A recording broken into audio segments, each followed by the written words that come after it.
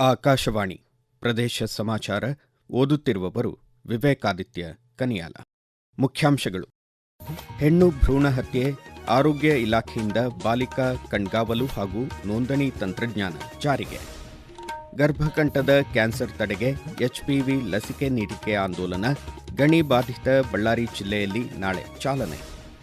ಕುದುರೆಮುಖ ರಾಷ್ಟ್ರೀಯ ಉದ್ಯಾನ ವ್ಯಾಪ್ತಿಯ 670 ಕುಟುಂಬಗಳಿಂದ ಸ್ವಯಂ ಪ್ರೇರಿತವಾಗಿ ಪುನರ್ವಸತಿಗೆ ಅರ್ಜಿ. ಇಂದು ಕೇಂದ್ರೀಯ ಕೈಗಾರಿಕಾ ಭದ್ರತಾ ಪಡೆ ಸಂಸ್ಥಾಪನಾ ದಿನ. ಈಗ ವಾರ್ತೆಗಳ ವಿವರ. ರಾಜ್ಯದಲ್ಲಿ ಹೆಣ್ಣು ಭ್ರೂಣ ಹತ್ಯೆ ತಡೆಗಟ್ಟಲು ಬಾಲಿಕಾ ಆನ್ಲೈನ್ ಸಾಫ್ಟ್ವೇರ್ ಮೂಲಕ ಎಲ್ಲ ಸ್ಕ್ಯಾನಿಂಗ್ ಸೆಂಟರ್ಗಳನ್ನು ಕಡ್ಡಾಯವಾಗಿ ನೋಂದಾಯಿಸಿ ನವೀಕರಿಸಲಾಗುತ್ತಿದೆ ಎಂದು ಆರೋಗ್ಯ ಮತ್ತು ಕುಟುಂಬ ಕಲ್ಯಾಣ ಖಾತೆ ಸಚಿವ ದಿನೇಶ್ ಗುಂಡೂರಾವ್ ತಿಳಿಸಿದ್ದಾರೆ. ವಿಧಾನ ಪರಿಷತ್ತಿನ ಪ್ರಶ್ನೋತ್ತರ ವೇಳೆಯಲ್ಲಿ ಸದಸ್ಯೆ ಉಮಾಶ್ರೀ ಅವರ ಪರವಾಗಿ ಐವಾನ್ ಡಿಸೋಜಾ ಅವರು ಕೇಳಿದ ಪ್ರಶ್ನೆಗೆ ಸಚಿವರು ಉತ್ತರಿಸಿದರು. ಹೆಣ್ಣು ಭ್ರೂಣ ಪತ್ತೆ ಮತ್ತು ಹತ್ಯೆ ಮಾಡುವಂತಹ ಸ್ಕ್ಯಾನಿಂಗ್ ಸೆಂಟರ್, ಆಸ್ಪತ್ರೆ, ವೈದ್ಯರು, ದಲ್ಲಾಳಿಗಳ ವಿರುದ್ಧ ಮಾಹಿತಿ ನೀಡಿ ನ್ಯಾಯಾಲಯದಲ್ಲಿ ಪ್ರಕರಣ ದಾಖಲಿಸಲು ಸಹಕರಿಸುವ ಮಾಹಿತಿದಾರರಿಗೆ 1 ಲಕ್ಷ ರೂಪಾಯಿ ಬಹುಮಾನ ನೀಡಲಾಗುತ್ತಿದೆ. ಪಿಸಿ ಮತ್ತು ಪಿಎನ್ಡಿಟಿ ಕಾಯ್ದೆಯ ಪರಿಣಾಮಕಾರಿ ಅನುಷ್ಠಾನಕ್ಕಾಗಿ ಆಯುಕ್ತರ ಅಧ್ಯಕ್ಷತೆಯಲ್ಲಿ ರಾಜ್ಯ ಕಾರ್ಯಪಡೆಯನ್ನು ರಚಿಸಲಾಗಿದೆ ಎಂದು ತಿಳಿಸಿದರು. ಬಳ್ಳಾರಿ ಜಿಲ್ಲೆಯಾದ್ಯಂತ ನಾಳೆಯಿಂದ 14 ವರ್ಷದ ಹೆಣ್ಣು ಮಕ್ಕಳಿಗೆ ಗರ್ಭಕಂಠದ ಕ್ಯಾನ್ಸರ್ ತಡೆಯಲು ಎಚ್ಪಿವಿ ಹ್ಯೂಮನ್ ಪ್ಯಾಪಿಲೋಮಾ ವೈರಸ್ ಲಸಿಕೆ ನೀಡುವ ವಿಶೇಷ ಅಭಿಯಾನ ನಡೆಯಲಿದೆ. ಹ್ಯೂಮನ್ ಪ್ಯಾಪಿಲೋಮಾ ವೈರಸ್ ಲಸಿಕೆ ಮಾರುಕಟ್ಟೆಯಲ್ಲಿ 10,000 ರೂಪಾಯಿ ದರ ಹೊಂದಿದ್ದು, ಕೇಂದ್ರ ಸರ್ಕಾರ ಉಚಿತವಾಗಿ ನೀಡುತ್ತಿದೆ. ಜಿಲ್ಲೆಯ ಒಟ್ಟು 17,000 ಬಾಲಕಿಯರಿಗೆ ಲಸಿಕಾಕರಣದ ಗುರಿ ಹೊಂದಲಾಗಿದೆ ಎಂದು ಪ್ರದೇಶ ಸಮಾಚಾರದ ಮೂಲಕ ಮಾಹಿತಿ ನೀಡಿದ್ದಾರೆ ಜಿಲ್ಲಾ ಆರೋಗ್ಯ ಅಧಿಕಾರಿ ಯಲ್ಲಾ ರಮೇಶ್ ಬಾಬು. ಪಿವಿ ಲಸಿಕೆ ಅಂತ ಕರಿತೀವಿ, ಅದನ್ನು ವುಮನ್ ಪ್ಯಾಪಿಲೋ ವೈರಸ್ ಲಸಿಕೆ ಅಂತ. ಅದು ಕೊಡೋದ್ರಿಂದ ಹೆಣ್ಣು ಮಕ್ಕಳಲ್ಲಿ ಗರ್ಭಕಂಠದ ಕ್ಯಾನ್ಸರ್ ನ ತಡೆ ಹಿಡಬಹುದು. ಗರ್ಭಕಂಠದ ಕ್ಯಾನ್ಸರ್ 4 ವಿಧಾನಗಳಲ್ಲಿ ಇರುತ್ತೆ. ಲಸಿಕೆ ಪಡೆಯೋದ್ರಿಂದ 99% ಕ್ಯಾನ್ಸರ್ ನ ತಡೆ ಹಿಡಬಹುದು. ಕೇಂದ್ರ ಸರ್ಕಾರ ನೀಡಿರುವಂತಹ ಸಹಕಾರದಿಂದ ರಾಜ್ಯ ಸರ್ಕಾರದಲ್ಲಿ ಮಾರ್ಚ್ 11ರಂದು ನಮ್ಮ ಜಿಲ್ಲೆಯಲ್ಲಿ ಕಾರ್ಯಕ್ರಮ ಪ್ರಾರಂಭವಾಗುತ್ತೆ. ನಮ್ಮ ಸರ್ಕಾರ ಆಸ್ಪತ್ರೆಗಳಲ್ಲಿ HPV ಲಸಿಕೆ ನೀಡುವಂತ ವ್ಯವಸ್ಥೆ ಇರುತ್ತೆ. ನಾವೆಲ್ಲರೂ ತಮ್ಮ ಮಗುವನ್ನು ಕರ್ಕೊಂಡು ಬಂದು ಲಸಿಕೆಯನ್ನು ಕೊಡಿಸಬೇಕು ಅಂತ ನನ್ನ ಮನವಿ. ಹಾಗೂ 14 ವರ್ಷ ತುಂಬಿರುವಂತ ಹೆಣ್ಣು ಮಕ್ಕಳಿಗೆ ಈ ಲಸಿಕೆ ನೀಡುವಂತ ವ್ಯವಸ್ಥೆ ಇರುತ್ತೆ. ಯಾವುದೇ ಅಡ್ಡ ಪರಿಣಾಮಗಳು ಇದರಲ್ಲಿ ಇರಲ್ಲ. ಸಂದೂರು, ಒಂದು ಸಿರುಗು 6 ಸಮುದಾಯ ಆರೋಗ್ಯ ಕೇಂದ್ರಗಳು, ರೂಪನಗುಡಿ, ಕಂಪ್ಲಿ, ಕುರುಗೋಡು, ತಕ್ಕಲಕೋಟೆ, ತೋಣಗಲ್ಲು, ಮೋಕ ಅಲ್ಲಿ ಈ ಲಸಿಕೆ ನೀಡುವಂತ ವ್ಯವಸ್ಥೆಯನ್ನ ಮಾಡ್ಕೊಂಡಿದ್ದೀವಿ. ಸರ್ಕಾರಿ ಪದವಿ ಪೂರ್ವ ಕಾಲೇಜುಗಳ ಒಟ್ಟು 1,225 ಪ್ರಾಂಶುಪಾಲರ ವೃಂದದ ಹುದ್ದೆಗಳು ಮಂಜೂರಾಗಿವೆ. ಆ ಪೈಕಿ 306 ಹುದ್ದೆಗಳನ್ನು ನೇರ ನೇಮಕಾತಿ ಮೂಲಕ ಭರ್ತಿ ಮಾಡಲು ಮೀಸಲಿಡಲಾಗಿದೆ ಎಂದು ಶಾಲಾ ಶಿಕ್ಷಣ ಖಾತೆ ಸಚಿವ ಮಧು ಬಂಗಾರಪ್ಪ ತಿಳಿಸಿದ್ದಾರೆ. ವಿಧಾನ ಪರಿಷತ್ತಿನಲ್ಲಿ ಸದಸ್ಯ ಡಿಟಿ ಶ್ರೀನಿವಾಸ್ ಅವರ ಚುಕ್ಕೆ ಗುರುತಿನ ಪ್ರಶ್ನೆಗೆ ಉತ್ತರಿಸಿದ ಸಚಿವರು, ಪದವಿ ಪೂರ್ವ ಕಾಲೇಜುಗಳ ಉಪನ್ಯಾಸಕರಿಂದ ಪ್ರಾಂಶುಪಾಲರ ಹುದ್ದೆಗೆ ಬಡ್ತಿ ನೀಡಲು ಈಗಾಗಲೇ ಕರಡು ಜ್ಯೇಷ್ಠತಾ ಪಟ್ಟಿಯನ್ನು ಪ್ರಕಟಿಸಲಾಗಿದೆ ಎಂದರು.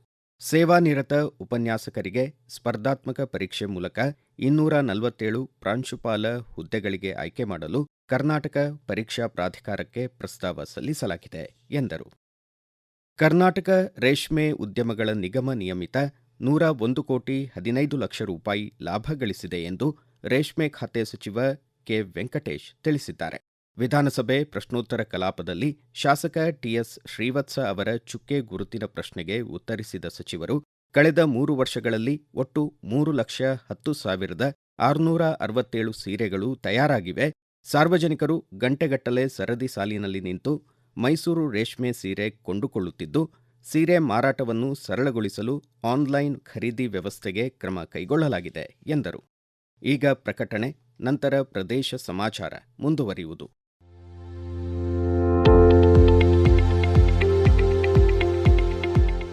ನಮ್ಮ ಎಲ್ಲ ರಾಷ್ಟ್ರೀಯ ವಾರ್ತೆಗಳು ಹಾಗೂ ಪ್ರದೇಶ ಸಮಾಚಾರ ಈಗ ಆಕಾಶವಾಣಿ ನ್ಯೂಸ್ ಕನ್ನಡ ಯೂಟ್ಯೂಬ್ ಚಾನೆಲ್ನಲ್ಲಿ ಲಭ್ಯ.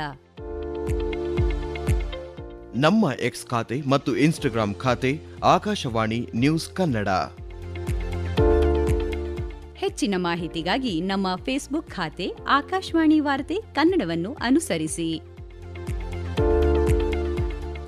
ಮಾಹಿತಿಗಳ ಹೂರಣ ವಾರದ ಕಾರ್ಯಕ್ರಮ ಪ್ರಚಲಿತ ವಿದ್ಯಮಾನ ಪ್ರತಿ ಬುಧವಾರ ರಾತ್ರಿ 9:15 ಪ್ರದೇಶ ಸಮಾಚಾರ ಕೇಳುತ್ತಿದ್ದೀರಿ.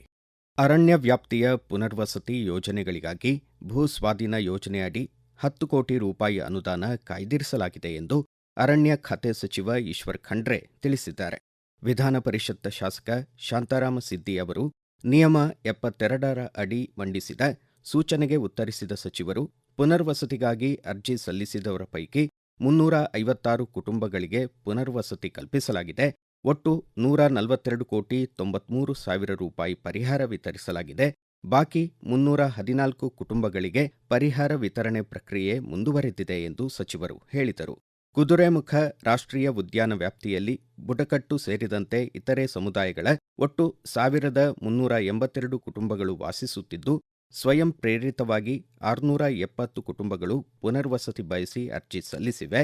ಪುನರ್ವಸತಿ ಕಾರ್ಯ ಪ್ರಗತಿಯಲ್ಲಿದೆ ಎಂದರು. ಇಂದು ಸಿಐಎಸ್ಎಫ್ ಕೇಂದ್ರೀಯ ಕೈಗಾರಿಕಾ ಭದ್ರತಾ ಪಡೆ ಸಂಸ್ಥಾಪನಾ ದಿನ. 1969 ಮಾರ್ಚ್ 10ರಂದು ಸಿಐಎಸ್ಎಫ್ ಸ್ಥಾಪನೆಗೊಂಡಿತ್ತು.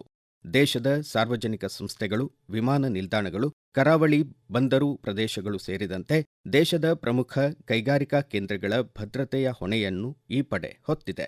ಸಿಐಎಸ್ಎಫ್ ದೇಶದ ರಕ್ಷಣಾ ಕವಚವಾಗಿ ಕಾರ್ಯನಿರ್ವಹಿಸುತ್ತಿದ್ದು, ದೇಶದ ಎಲ್ಲ ಬಂದರುಗಳ ಭದ್ರತೆಯನ್ನು ಸಿಐಎಸ್ ಪಡೆಗೆ ವಹಿಸಲು ಕೇಂದ್ರ ಗೃಹ ಸಚಿವಾಲಯ ನಿರ್ಧರಿಸಿದೆ.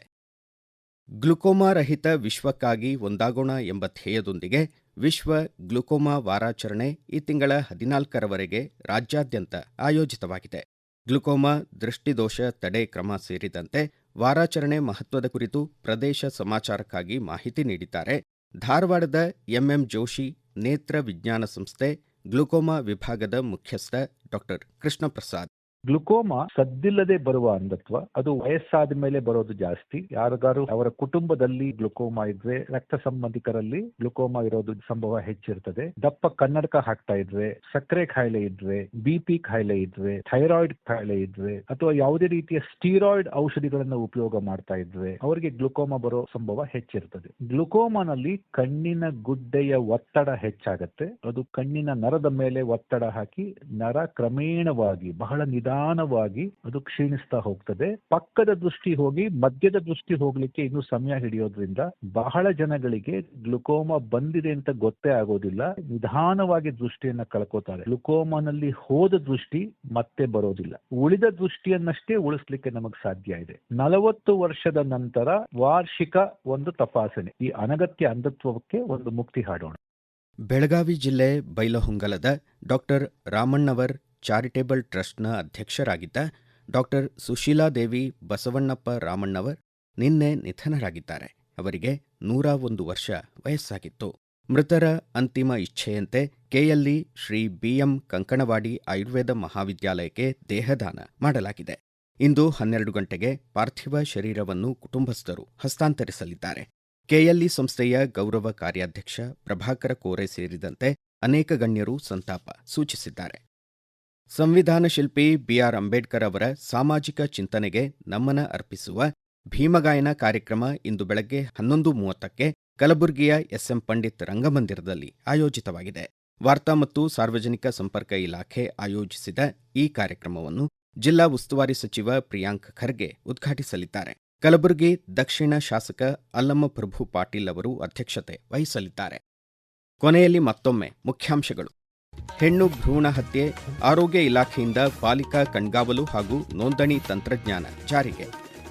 ಗರ್ಭಕಂಠದ ಕ್ಯಾನ್ಸರ್ ತಡೆಗೆ ಎಚ್ಪಿವಿ ಲಸಿಕೆ ನೀಡಿಕೆ ಆಂದೋಲನ, ಗಣಿ ಬಾಧಿತ ಬಳ್ಳಾರಿ ಜಿಲ್ಲೆಯಲ್ಲಿ ನಾಳೆ ಚಾಲನೆ. ಕುದುರೆಮುಖ ರಾಷ್ಟ್ರೀಯ ಉದ್ಯಾನ ವ್ಯಾಪ್ತಿಯ 670 ಕುಟುಂಬಗಳಿಂದ ಸ್ವಯಂ ಪ್ರೇರಿತವಾಗಿ ಪುನರ್ವಸತಿಗೆ ಅರ್ಜಿ. ಇಂದು ಕೇಂದ್ರೀಯ ಕೈಗಾರಿಕಾ ಭದ್ರತಾ ಪಡೆ ಸಂಸ್ಥಾಪನಾ ದಿನ. ಇಲ್ಲಿಗೆ ಪ್ರದೇಶ ಸಮಾಚಾರ ಮುಕ್ತಾಯವಾಯಿತು. ನಮ್ಮ ಮುಂದಿನ ರಾಷ್ಟ್ರೀಯ ವಾರ್ತಾ ಪ್ರಸಾರ ಈ ಬೆಳಗ್ಗೆ 7:35